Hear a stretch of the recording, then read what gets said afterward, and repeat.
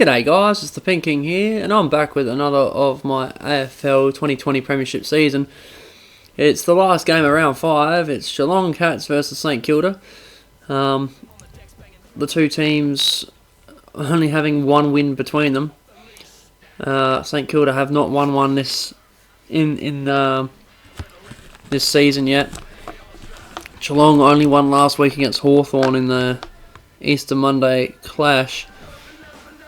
We're playing at Geelong's home ground. Let's just get straight into it.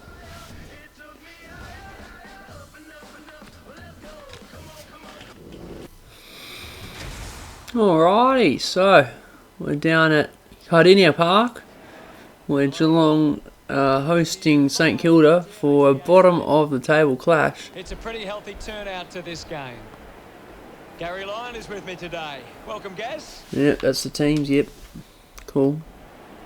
Yep, cool.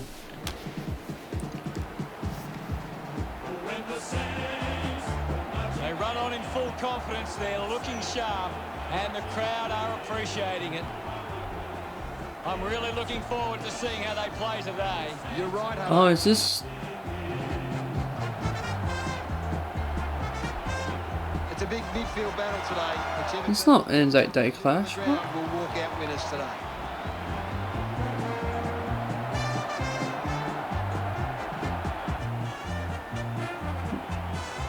Why have they got We Will Remember Them? It's not an Anzac Day clash. In full confidence, they're looking sharp, and the crowd are appreciating it. The banners look great as the players get set to run through them. I don't get it. Anzac Day is next weekend.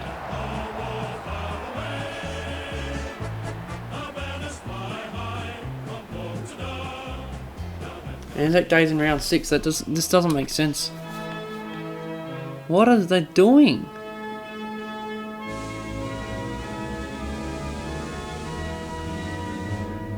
This match is played on Sunday the...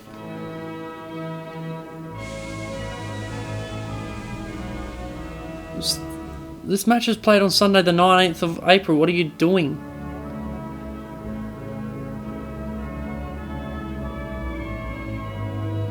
What's so special about the 19th of April? No other game did this round.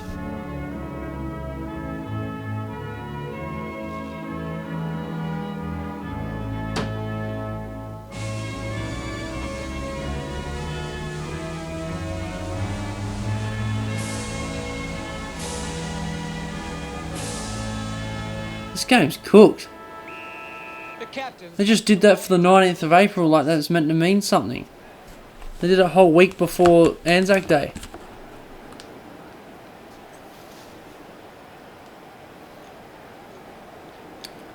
Not to mention only for one game of the round. To the right of screen. Well, the first 4 rounds have been completed, and we've already seen some blockbusters. However, it's still too early to tell how these games will shape the season. So far, we've seen some teams clearly emerge as top sides, but there's... Well, I let that go on for way too long. And here we go. Ball is bounced. Kilda. And Geelong get the clearance, I think. Yeah, they're the ones that are going to get the clearance. Kick forward. One-on-one contest in the square, and Nathan Brown wins it. Great set of hands. He goes short into the danger area, but they have the numbers to get it out, and they run it out. Out to the wing. 3-on-2 there, but St Kilda just keeps soccering it forward, make sure that Geelong can't get their hands on the ball. Cleanly picked up. Once they picked it up, they were in trouble, but they ended up having an extra number. They run it into open goal, and Jake Carlisle kicks the first goal of the match. End-to-end stuff there. Literally a one-on-one contest at Geelong in Geelong's goal square, and it went all the way to the other end. Went straight through the middle from Jake Carlisle. So great start for St Kilda. They haven't won a match all year so far, and they are desperate for a win. Move forward. No one can really stop Geelong, stop St Kilda from moving forward there. They just kept it moving. Zach Tui takes the mark, plays on, kicks it high up in the air across the face of goal. It's going to get soccered forward. It's a cross goal. Is it going to get across the line? Yep. Blitzarves runs across the line before sending the ball into orbit. Players move as they look to provide an option. Oh, he's gone a long option. He's gone fucking long. That was a big kick. Stanley brushed off easily. Stephen steals possession. Don't know what happened there. He tried to take on a bunch of players and then handballed it straight up in the air. Nathan Brown gets smothered from behind. Tom Hawkins gets tackled and it's throwing the ball apparently. Goes out to Zach Jones. Can't take the mark. Brad Hill can't pick it up.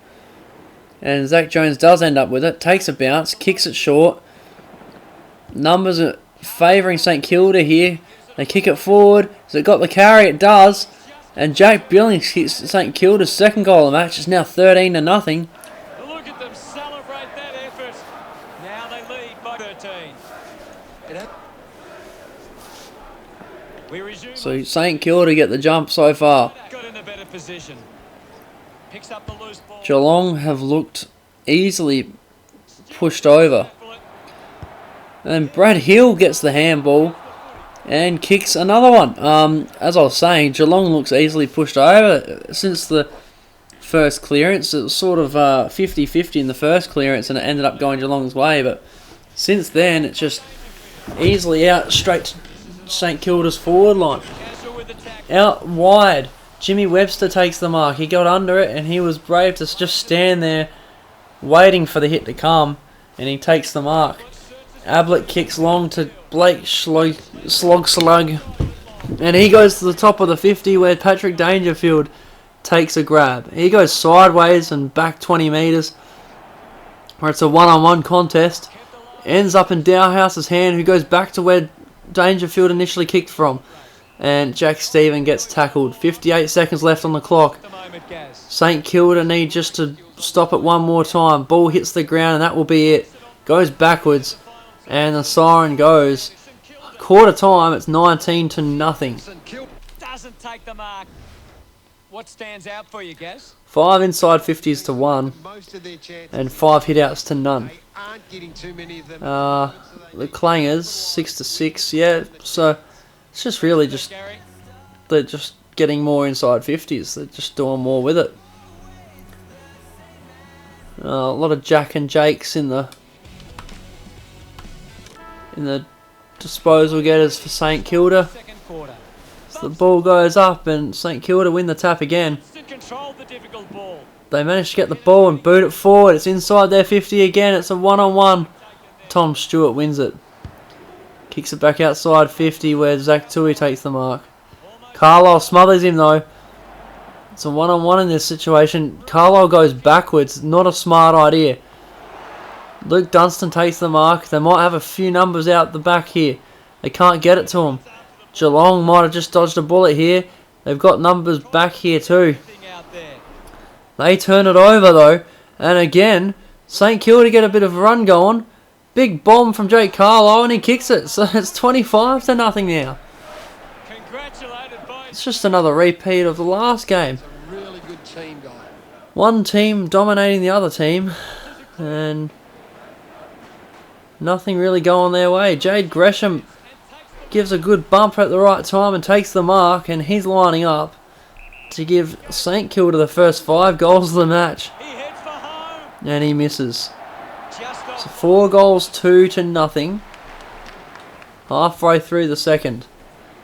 It's not insurmountable, but yeah, not really fun. It's like pushing shit uphill. And Mark Blitzarves takes 5 steps before launching it into the crowd. Out in the full. And St Kilda have got another shot on target. Shot on goal. But it is possible. I agree with you there, Hutto. And I still haven't seen one player, AI player, kick a goal from there. Ron Marshall hits the other behind post. And almost a Brad Hill turnover goal. So, tap down. Geelong try and work it out. Tui, I think it was, kicked it out. Hawkins going to be the first to the ball. He soccers it forward. Now it's a 1-on-2. And Jack Sinclair does the smart thing and just holds the ball through the tackle. 7 minutes to go in the second quarter.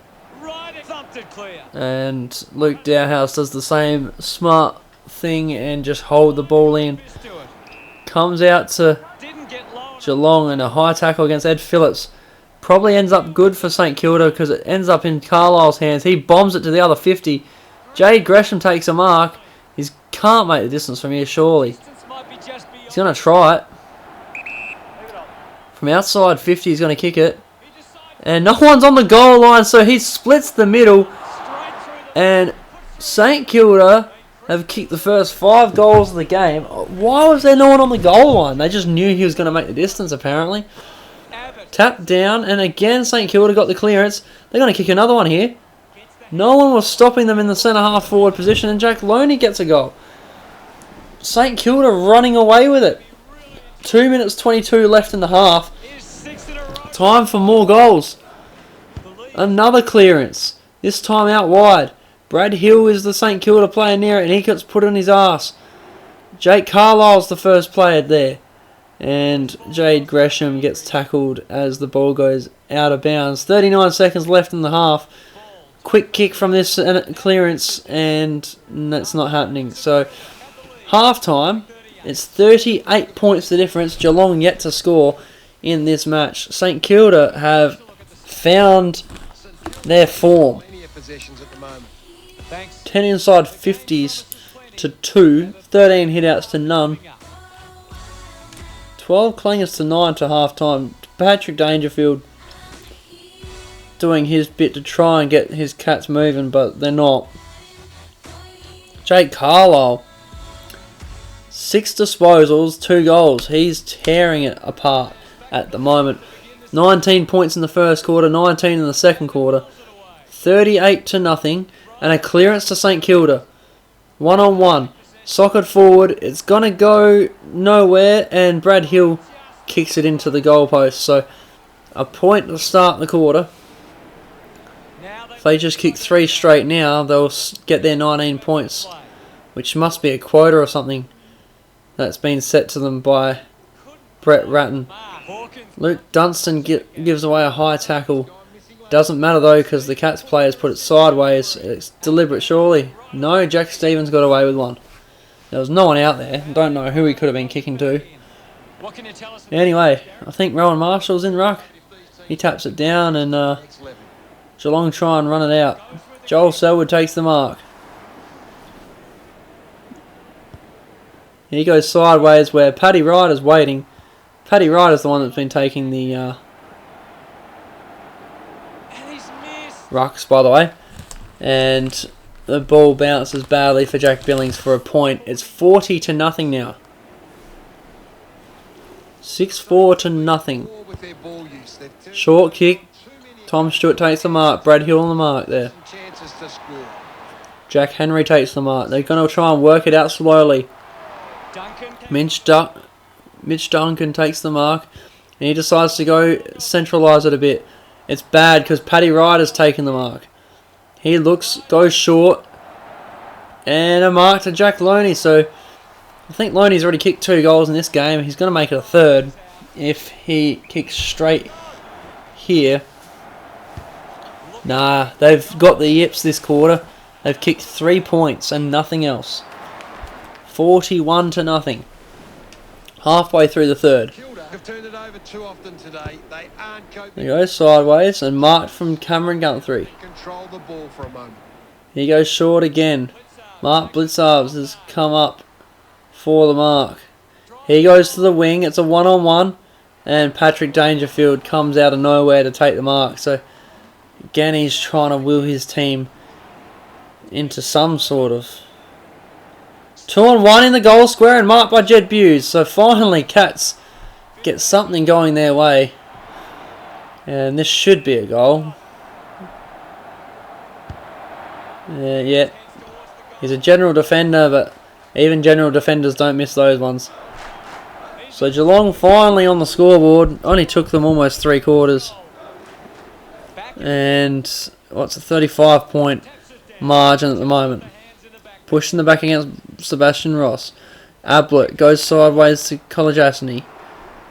He looks up, sees no one, and then all of a sudden Patrick Dangerfield's by himself, and he plays on and gets done for throwing the ball.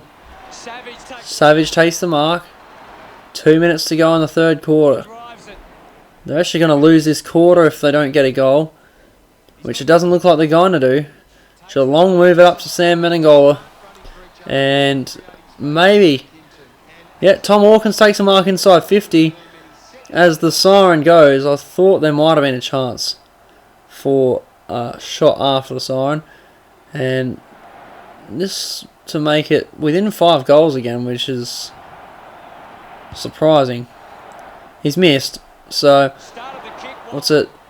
34 points the difference at three-quarter time. It's 41-7. As we go into the final change, Very similar to the last game that we watched, a big final turn. Carlton and Hawthorn. And Geelong's actually in a worse position. St Kilda have to be smarter with it. 7 disposals to Patrick Dangerfield. Somehow he's going to still end up with votes, even though they're getting absolutely destroyed. Carlisle and Loney with 6 apiece. Carlisle's got 2, Loney's got 1. And yeah, let's go. 1 quarter of footy ahead of us. Ball is bounced, tapped down from St Kilda, and it's gone straight to a Geelong player. Ball comes out. Geelong got numbers, but they don't go to any of them. They decide to go straight sideways. It's actually gone back about 20 metres too. Big pack forms under the mark, under the ball, and Steele, the bravest person to go for it, gets tackled immediately. This game needs a spark at the moment. St Kilda had the extra number there, and they move it up about 20 metres, where it's a tackle on Jack Billings for a ball up, On the outer wing. right on the wing, Punches are clear. right on the logo. Ball comes out, It'll be a nothing doing. on the outer wing. Oh boy. Ryder won it down. So Ryder taps it forward where Ablett picks it up and gets tackled. So still nothing really happening now. Looks like we're just going to try and wrap up the rest of the game with tackles apparently, because each time someone gets it, they're tackled. All of a sudden, St Kilda get the ball and Geelong kick it out. They've put it in a bad spot for themselves. They're asking for trouble, and Mitch Duncan gets tackled for a ball up. So the last 5-6 minutes has just been ball up after ball up, really. Maybe a quick kick away, but yeah, pretty much not going anywhere. Ablett. Ablett gets the ball, kicks it forward. It's a one-on-one marked by Jaron Geary. Circumstances. Geary. 11 minutes to go. He goes wide to Sebastian Ross. Halfway through the quarter now. He goes up. Carlisle can't grab it. Should be able to hold on. Spills loose, socket forward. And it's high tackle on against Dan Butler. Uses it across half. Tom Stewart to Harry Taylor. Harry Taylor goes across to Joel Selwood. And they're just trying to hold on to the ball, are they? It might be just a bit of damage control here. He looks like he needs a spell. Duncan comes Kicked away up. with the ball. No one can mark. To the ball. And out of bounds, Dan Hanbury smothered the ball. 6 minutes to go in the game. Ball back into And nothing happening in this quarter at all. Kicked forward by Geelong, but it's turned over. St Kilda making a bit of a run of it. They've got a few numbers. Marked by Luke Dunstan. Maybe we might finally see something in this quarter, because literally it's just been kicked sideways, kick up, turnover, kick up, turnover. Brad Hill all alone takes the mark in the 50. Space was Hill. And he'll pretty much have one of the last kicks of the game. By the time he kicks it, be about a minute and a half to go. Looking to kick goal number 2. Not even, it's a minute 20 as he kicks the goal. And that puts them further in front. 40 points the difference. He celebrates hard after that. And that could very well just be the final score, because there's a minute left. Play. Ball comes out. St Kilda get to the ball first. They handball it wide. He runs, takes a bounce. 10 seconds. Siren goes. St Kilda win by 40 points. Absolutely destroyed Geelong, and that's a great percentage booster. Gary, any Where was that for the rest of the year? That's their first win for the whole year. Wasn't even close. Thanks, Gary. This game was over before it even really started. At quarter time, it was already over. The final score of the match is... St Kilda could have packed up shop and just been like, yeah, let's just kick it around for the last 3 quarters. They still would have won by 12 points. Well, that's all we have time for. Thanks for joining us. Thank you, Gaz. Thanks. That's almost 700%.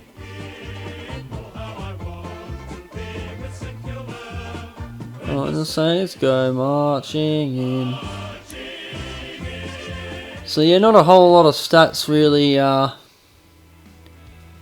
point to an absolute domination. The 22 hitouts to 3 and the 13 inside 50s to 6. Really, the only real things that you really look at and go, oh boy, this could have been a big margin, which it was really. Everything else though, more or less 50-50. Inconsequential amount of numbers there. Jack Loney and Patrick Dangerfield both have 7 disposals. They'll both be in the best players, I reckon, with Jake Carlisle will be the other one. But Brad Hill might also be the third person instead of Patrick Dangerfield. I don't know. Let's find out.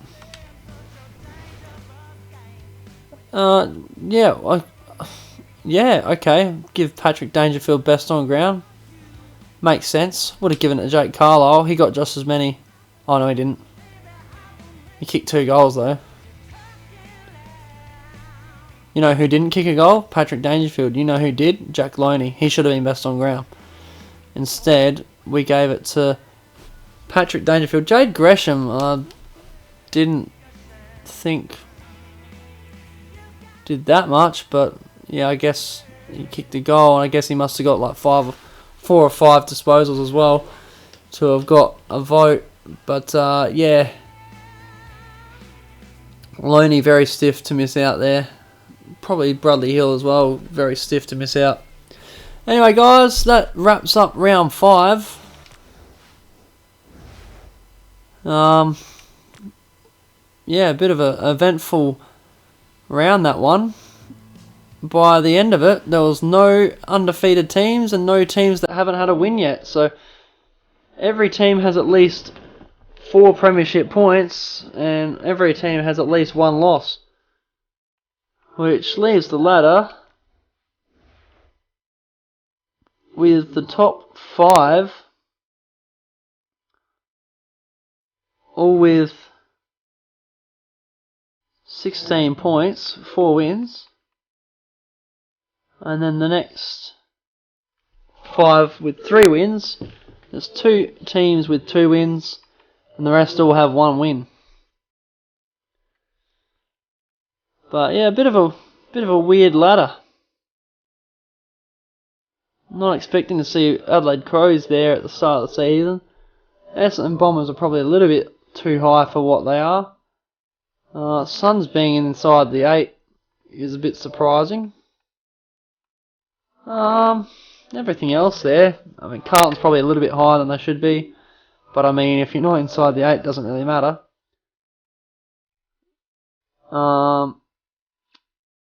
Brisbane's lower than they should be. Port's probably a bit lower than they should be. Western Bulldogs a bit lower than they should be.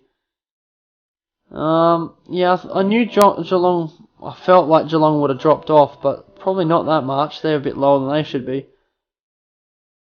Probably Carlton's where Geelong swapping. It's probably about right. Swans have an ageing list. They've lost a lot. Probably not last place though. But I mean, someone has to be. But yeah, still early days. Very tight, as you can see there. There's 3 wins in between first and last. And the top half of the ladder are within 1 win of each other. How about that percentage for St Kilda? That 1 win put them from 18th to 13th. Jumped them up to 92%. So Geelong and Sydney with the equal worst percentages. 58%, which is really shit. But yeah, the ladder's starting to take shape. Thanks for watching, guys. I hope you enjoyed. We'll be back for round 6 on Friday, because we've now caught up, and I'll start uploading on the proper times that the games were going to be played.